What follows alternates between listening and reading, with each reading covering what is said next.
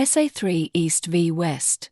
This is an interesting account of a burning issue that arises in relation to problems connected to changes in the world, problems connected to global travel, global communication, and international education.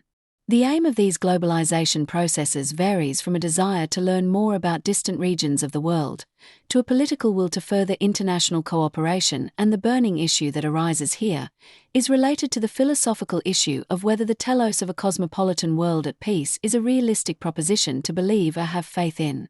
Kant proposed that this telos was part of a hidden plan, and this was not idealistic speculation about some fantasy-laden utopia, but was rather the conclusion of long argument containing moral premises. This argument was an elaboration upon Aristotelian hylomorphic arguments which claimed that human psyche could be defined by the essence-specifying definition, rational animal capable of discourse, a claim that did not mean all men are rational, but rather that man was capable of being both the best of the animals and the worst of animals, and when he is attempting to realize this rational potential, all his activities aim at the good or desire to know. Kant's reasoning was somewhat more complex, given his more nuanced view of man's psychological and mental powers which belong to the three faculties of sensibility, understanding, and reason. His reasoning attempts to both destroy illusory metaphysics, whilst at the same time leaving a space for a critical metaphysics of both nature and morals. The political and ethical aspects of his reasoning propose that the hidden plan was concerned primarily with an actualization process which is increasing our power of rationality to shape the world we live in, and, secondarily, concerned with the ancient Greek proclamation to know thyself. Philosophy, it can be argued, responded to the Delphic oracle's proclamations which included, "Everything created by man is destined for ruin and destruction." Fully actualizing the potential of human psyche to the extent that rationality is not just a telos, but an actuality, must have been a part of the programs of Socrates, Plato, and Aristotle. The program of hylomorphism was then left for a number of centuries to slumber until Kant was awoken from his own dogmatic slumbers by Hume, Rousseau et al.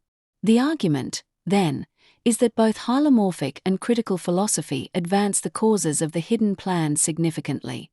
But as we know, dialectical Hegelian philosophy stopped Kantian critical philosophy in its tracks, and a form of dialectical skepticism branded Kantian critical philosophy as dogmatic, thus allowing scientific discussions to dominate all future cultural debates. The kind of skeptical questioning, for example, of synthetic a priori propositions, allowed scientific method to become defining for science, questioning, for instance, principle-based Newtonian natural science. During this post-Enlightenment period, even Hegelian dialectical philosophy became branded as idealistic by the skeptical scientists and fell into disrepute. Wittgenstein wrote his first work, Tractatus Logico-Philosophicus, in a climate in which both Kantian and Hegelian philosophy were regarded as continental and idealistic. His logical atomism began with the propositions that the world is all that is the case. The world is the totality of facts, not of things. A more scientific rejection of the role of Aristotelian Kantian principle in science and philosophy would be difficult to find. Ethical, religious, and metaphysical statements did not on this view have normal meaning, needing to show their significance. The picture theory of meaning presented in this work lacked empirical support, because Wittgenstein could not present any examples of atomic sentences. He eventually abandoned this position for a number of reasons, moving in Socratic fashion, away from the scientific domain of investigation, and toward a humanistic domain based on the Aristotelian idea of forms of life which ground the usage of language. Language, in turn, was conceived of in terms of a number of different language games.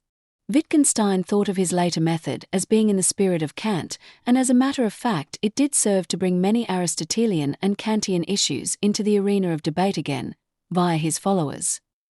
At approximately the same time as this was happening, Campbell was theorizing about mythology. This essay, 4, was published in 1961, 10 years after Wittgenstein's death. Campbell points to a significant obstacle in the way of the actualization of the agenda of creating a world myth. This obstacle is the perspectival nature of the different myths of the world. Philosophy has pointed out the problems related to a narrative created of miraculous events and symbolic images. Supernatural events such as virgin births, resurrections, ascensions to heaven, reincarnations, etc., have been subjected to reality testing in both empirical and conceptual contexts and found to be produced in accordance with a principle of pleasure-pain rather than in accordance with the universal demands of logos. Christianity, for example, contains at least 3 of the above 4 illusory ideas, as well as many other miraculous ideas reported in the Bible. The cradle of civilization, it is claimed, lay in the Near East, and the first Mesopotamian cities. With the emergence of cosmopolitan Athens in ancient Greece, however, a different, more nuanced view of human psyche and the gods emerged, in an open society that allowed a large number of non-Athenians to live in the city with limited rights. 3 of the greatest minds in the history of philosophy were bound together over a relatively short period, in a teacher-pupil relation which resulted in not just the love of wisdom, but a proliferation of intellectual disciplines founded on an array of methods, principles, and sciences of different kinds designed to answer a large number of aporetic questions about our being in the world and being qua being. The discipline of philosophy emerged from their systematic attempts to lead examined and contemplative lives, and it carved out a view of the world built upon intellectually based methods and a number of integrated cognitive powers, whose creations dwarfed that of the pure imagination and its mythic narratives of the gods and warlike heroes. The cradle of civilization, it is claimed, lay in the Near East, and the first Mesopotamian cities. With the emergence of cosmopolitan Athens in ancient Greece, however, a different, more nuanced view of human psyche and the gods emerged, in an open society that allowed a large number of non-Athenians to live in the city with limited rights. Campbell points out that these creations of the imagination from different cultures produced very different narratives embodying very different assumptions about the human psyche and the gods. These creations cannot be easily integrated into a peaceful unity, into what Campbell calls a world myth which, it is argued, may be necessary for unifying a globalized yet ideologically fragmented world. The fact of the matter is that principles and conceptual truths are more easily universalizable than particular concrete images, which in fact can be ambiguous in their meaning and therefore subject to different interpretation. Campbell begins this essay with the following remarks. It is not easy for Westerners to realize that the ideas recently developed in the West of the individual and his selfhood, his rights, and his freedom, have no meaning whatsoever in the Orient. They would have meant nothing to the peoples of the early Mesopotamian, Egyptian, Chinese, or Indian civilizations. They are in fact repugnant to the ideals, the aims, and orders of life of most of the peoples of this earth. Page 61. Campbell also refers to ancient Greek humanism, where attention was turned away from the starry heaven and towards our earthly concerns with the good, justice, and truth, matters of concern for everything created by man. The starry heavens are as they are, in virtue of physical principles that have no obvious relation to the idea of the good and its principles, which were major concerns for both Aristotle and Kant. We are perfectly capable of viewing both the starry heavens and the moral law within, in states of awe and wonder, and we are further capable of seeking to understand fully the principles of both realms, the metaphysics of nature and the metaphysics of morals. Campbell, unfortunately, calls this humanistic viewpoint the innovation of the West. This term is regrettable because it does not capture the significance of the achievements of the philosophical tradition from both ancient Greece and the Enlightenment. He refers in the context of this discussion to the Tower of Babel myth and the building of the secular city that is interrupted because of the confusion of tongues, page 62. The project was abandoned and the inhabitants were scattered abroad over the face of all the earth.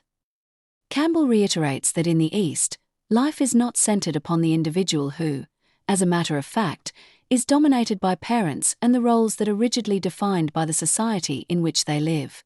This is why Hindu wives could so easily accept immolation on their deceased husband's funeral pyre. It is also the reason why the US at the end of the Second World War felt forced to drop atomic bombs on the civilian populations of 2 Japanese cities.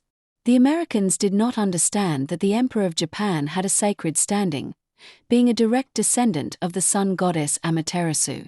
The emperor's role was rigidly defined, and perhaps in his mind a god could never be defeated by mere mortals with earthly weapons.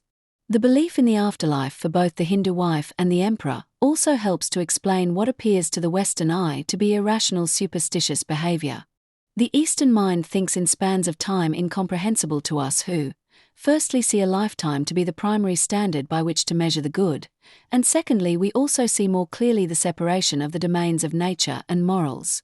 For the Eastern mind, when measured over hundreds of thousands of years, a human life is a mere blink of the eye and of little significance compared with the magnitude of the time of the universe and the cosmic events that are occurring in such a context.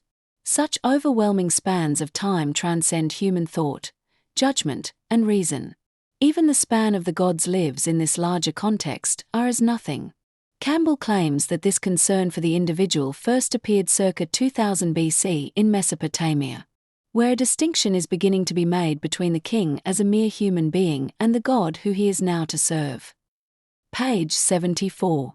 In the myths of this period, man and God were different kinds of being, where man was the servant of God. Indeed, Campbell's interpretation of the Garden of Eden myth views man's free will as the precipitating cause of his exile from God's garden. God is also given a will and becomes anthropomorphized to such an extent that God can will something, but later change his mind. Campbell points out that this amounts to giving God a personality. Page 77. Campbell also in this context refers to an Indian myth from 8th century BC in which we are told in the narrative that in the beginning there is only a self in the form of a man. This so-called self refers to itself in terms of I and becomes afraid, but reasons that because nothing else exists, there is therefore nothing to be afraid of, and the fear then dissipates. This self then swells and splits into a male part and a female part, from which all humans and animals then originate as the narrative develops. Plato's dialogue The Symposium includes a narrative that is a variation on the above theme in the name of Eros, a narrative which depicts gods living with human beings, becoming wary of their strength, and, as a precautionary measure, splitting the human being into a male and a female part and then scattering the parts so that the male and female elements land far apart from each other. The Symposium claims that Eros was not, as Hesiod claims, a god, but is pictured as a barefooted figure padding about the streets of Athens searching for something, Psyche. This pictures Eros as a man in a completely human setting. As we move closer in time to the ancient Greek philosophers, we encounter Aeschylus portraying the immortal Titan Prometheus at war with Zeus, and we find Prometheus calling Zeus a monster, and claiming that he plays no significant role in his life. This is indeed prophetic, and is perhaps an omen of what was to come in the future, when the philosophers begin to evaluate the role of the ideas of the gods in our lives, and emphasize rather the powers and capacities of human psyche, that are used in the human mission to avoid the ruin and destruction prophesied by the oracles. Perhaps one can also claim that this moment portends our modern secular relation to mythology and religion within the bounds of reason. The modern tragedy, however, is that the power of philosophy has itself become marginalized in our postmodern world, a world in which God appears to be either absent, deus absconditus, or dead. If this is the case and we see the disappearance of those traditions and institutions that have been inspired by philosophy, we will be left with a mere shell of humanity which, in accounting for the human psyche and its powers, will be in a constant state of conceptual confusion.